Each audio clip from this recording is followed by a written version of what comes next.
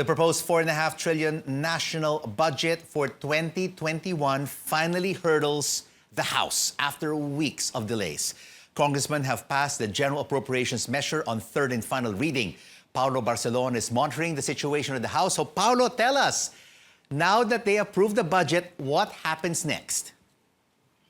Well, Rico, it's a done deal. The country's national budget is set to be transmitted to the Senate for another round of deliberations. Congressmen approved the 4.5 trillion peso 2021 general appropriations bill on both second and third reading this evening. Appropriations Committee Chairman Representative Eric Yap hopes the approved document will be submitted to the Senate by October 28. Yap says he sees no reason anymore for a possible delay that may result in a reenacted budget. He earlier told reporters that he plans to submit to Senate President Tito Soto first a white paper copy of the budget because the copies printed in the National Printing Office would take days for it to be published. Now, since they did not meet the Friday deadline, proposed amendments by agencies will be reviewed by a special team, and this will last until Monday. Yap says no amendments will come from lawmakers. These would have to come from the government agencies themselves. Meanwhile, earlier this evening, a small committee composed of lawmakers from both the majority and minority will consolidate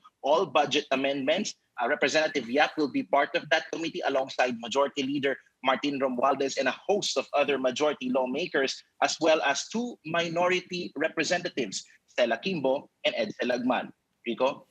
Well, Paulo, lawmakers were given the chance to speak after the voting. What did some of them have to say? Well, earlier, Representative Paul Daza says he hopes that amendments on certain government agencies would be considered by the small committee, particularly the proposed budgets for the National Commission on Senior Citizens, as well as some state universities that the budget department was not able to include, or the requirements were not included by the DBM. Now, some members of the Makabayan bloc of the House of Representatives also took the stand to explain their negative votes on the proposed 2021 budget. But it was a speech during the turno and contra, or the opportunity for opposition lawmakers to explain their positions on the 2021 budget, where Minority Leader Benny Abante signified his intent to join the majority.